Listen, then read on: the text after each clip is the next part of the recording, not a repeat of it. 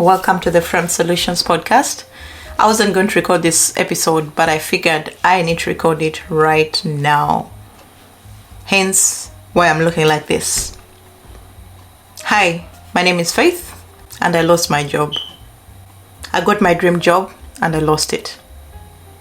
Let's dive into this. This is a raw video. I'm coming at you the way I am because I figured I need to talk about this. In this generation, many people are losing their jobs, and I happen to be one of the statistics. 2023 was a tough year for me, and the end was even tougher. I had my dream job. I loved everything about my job. I loved the work I was doing. I loved my bosses. Everything, I loved it. But as the year came to an end, I got an email from my director telling me my position was made redundant because of no funds, no money to keep me. Well, I'm so expensive to be kept at a job. And during this whole time, I've had this navigation of all these feelings. Today it just hit me that I can have a PhD and still be unemployed. That's the truth of the matter, and I don't want to quote it. I know many people are going through restructuring. Many companies are losing their staff, not because they want to lose their staff, but because of the economic crisis that's going on. There's a recession going on. Probably some companies overhired during the pandemic to meet up with the work that was left undone when the pandemic just ended. Sometimes it's just about the timing. I had big plans for my project that I was working on. It's a big cause. I'm a biotechnologist. I work in generating antivirals to treat different virus diseases. And when I got this email, I read it. I crumbled. 2 months earlier, I just lost my dad, and I had to travel back to my home country, Uganda, to lay my dad to his final resting place. I had a few things I was still working on my project, but as soon as I got back to Australia, my contract ran out at the end of the year. Today is March 15th, 2024, and I'm jobless. So in this video, I'm going to discuss my emotions, what I've learned through this period, and what's the way forward for me. The feelings were of disappointment. At some point I was thinking, okay, how can I study to the highest level and still have to struggle to have a source of employment? It hit me so hard, and I'm like, now I have to go back to the job searching. I have to go back and try to prove my worth to people who I'm applying to. I have to go back and rewrite the same cover letters, the same resumes I've written over the years, telling someone to believe in me and give me a job. It hit me so hard, and I looked at it and I'm like, you know what? All this knowledge that I've garnered over the years, when it comes to project management, when it comes to resilience, when it comes to the technical bits of my craft and my studies. I have a bachelor's degree, a master's degree, and a PhD, and working experience on top of that. But all those things do not count when no one is going to employ you. So my feelings were of disappointment in myself and also in the economy. And that disappointment, I channeled it to something else. I decided to explore my passion.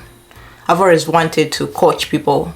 I've coached so many people, and many of my clients have gotten the good things in their careers, in their lives. I'm a person who believes in people. I decided to do more of my coaching, and I also decided to concentrate on my personal YouTube channel, Faith Lizzie's Corner. I decided to now do things that I have control over. However much I have a PhD, I'm at the mercy of the employer who will see my value and give me a job.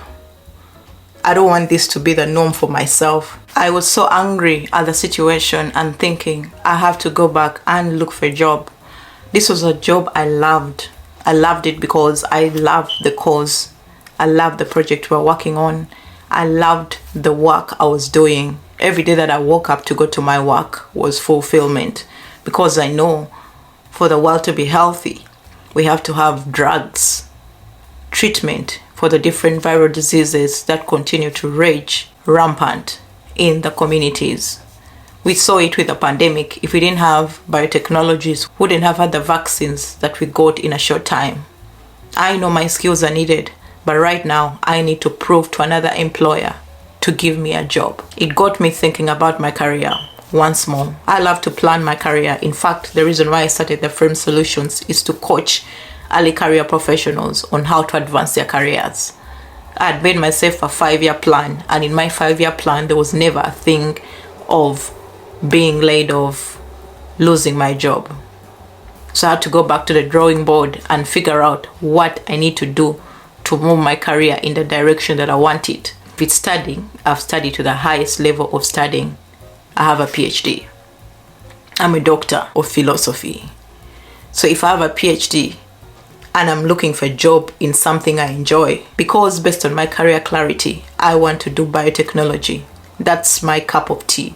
That's my expertise. That's where I feel I'm utilizing all my strength, my passion, my zeal in seeing that we create tools that can solve any problems that we are having in the world when it comes to making the world a better place.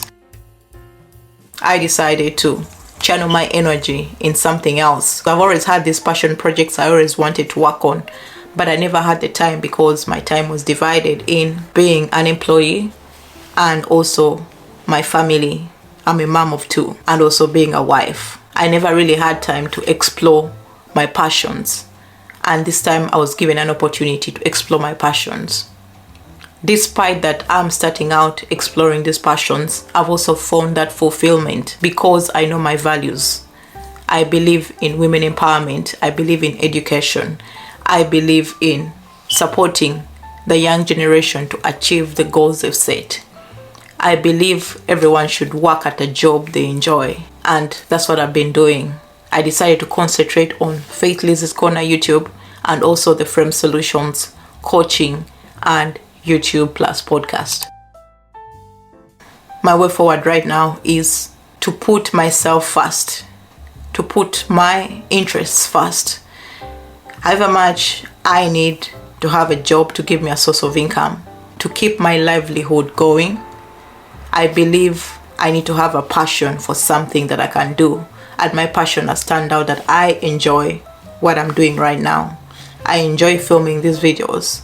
I enjoy coaching early career professionals. I enjoy sharing lessons that I've learned on my career journey. And it's been worthwhile. When it comes to my professional side of being a biotechnologist, I still want to get a biotechnologist job because I believe I can contribute to making the world a better place through the innovations that we do in the biotechnology sector.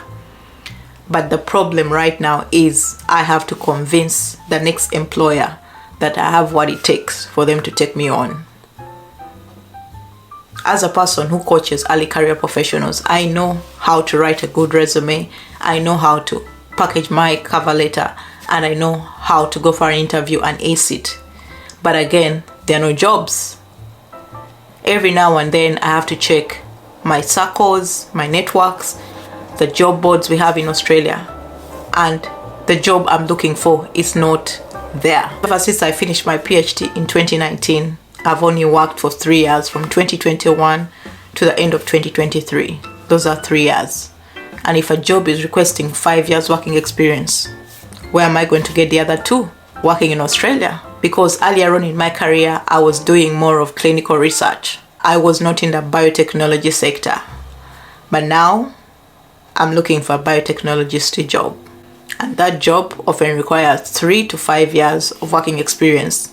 And for me to get a job, I would want to get a job higher than what I was getting.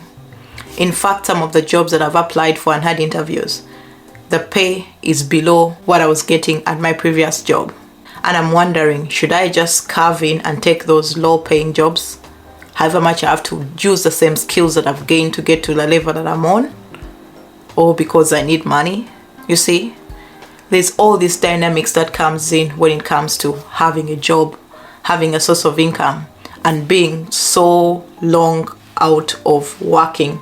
I don't want to take 6 months without getting a job. If an employer sees that gap in your working experience, they'll ask, what happened? Where were you for 6 months?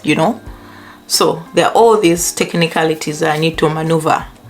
But I'm keeping myself open to any opportunity. I'm applying for jobs. I'm speaking to my network. I am putting myself there to show the world what I have to offer. So My dear listener and a person watching this video, what can you learn from this?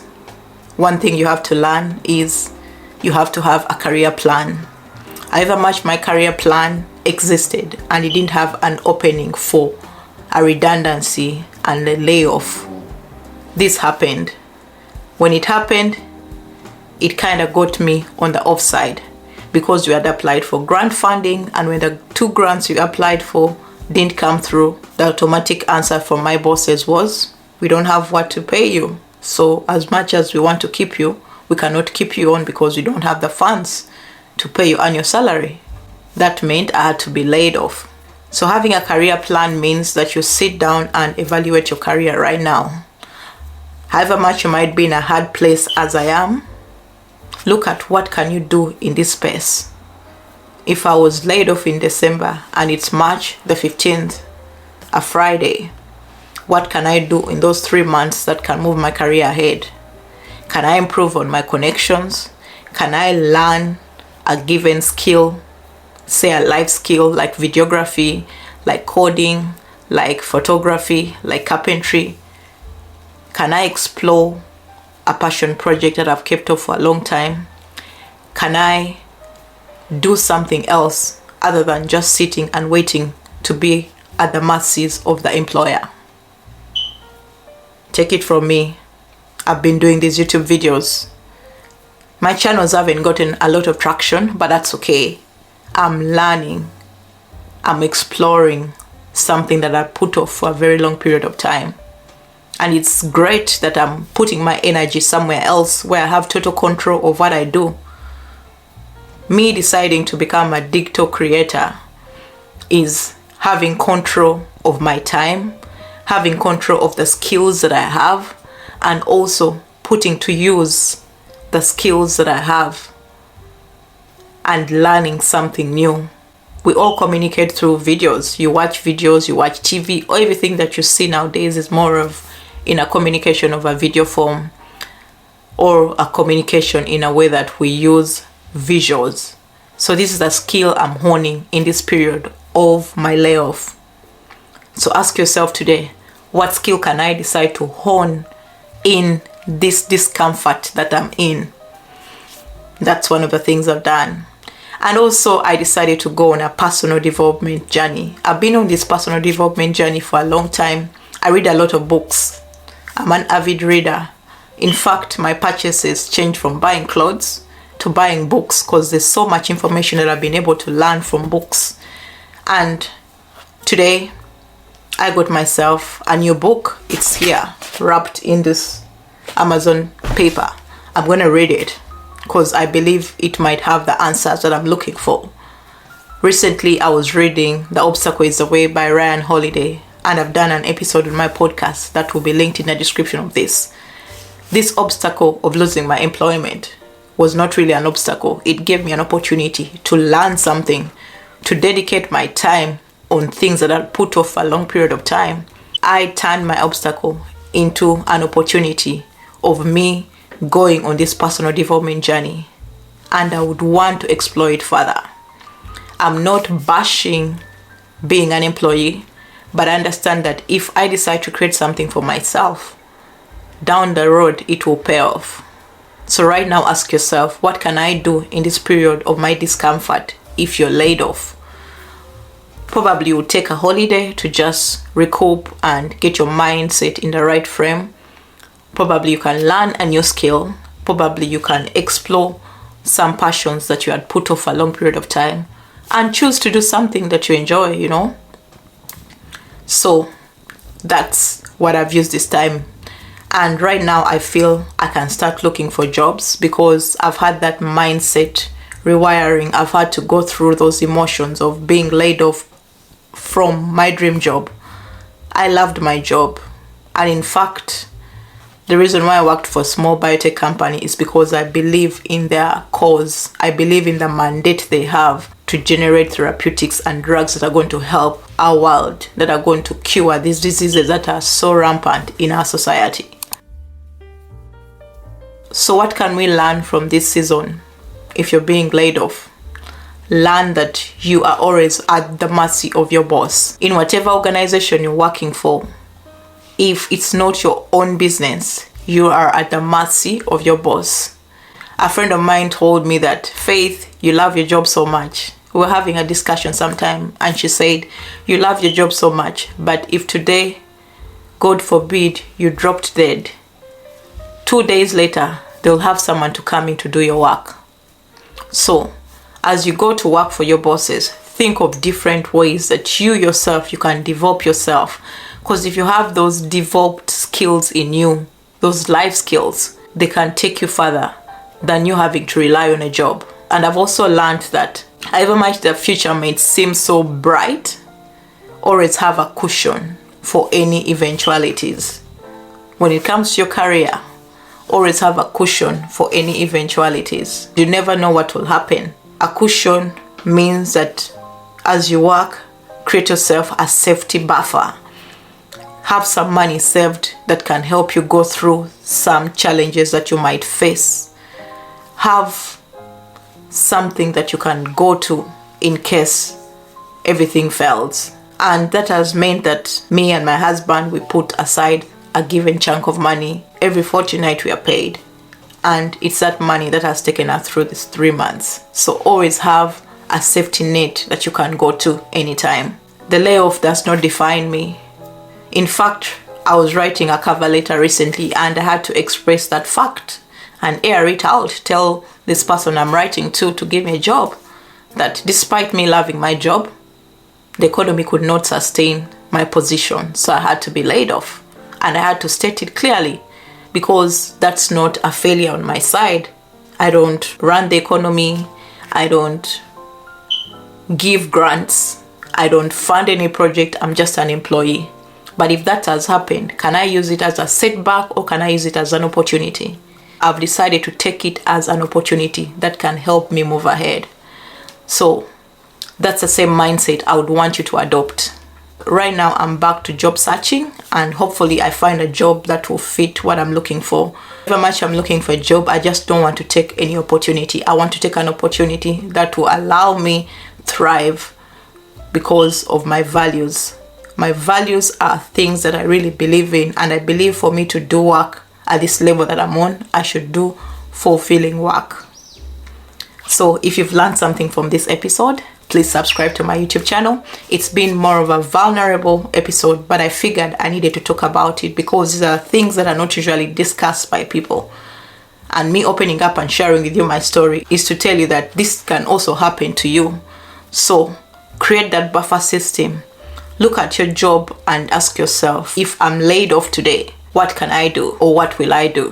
And also plan for any eventualities. I hope you've learned something from this episode. And if you have, please rate and review wherever you listen to your podcast. Subscribe to this podcast. Share it with your family, friends, and those that you think are interested in career development. Also, follow me on the socials, which is Facebook, Instagram, Twitter, LinkedIn, and Pinterest. The username is The Frame Solutions. I can't wait to speak to you in the next episode. Stay blessed. Bye-bye.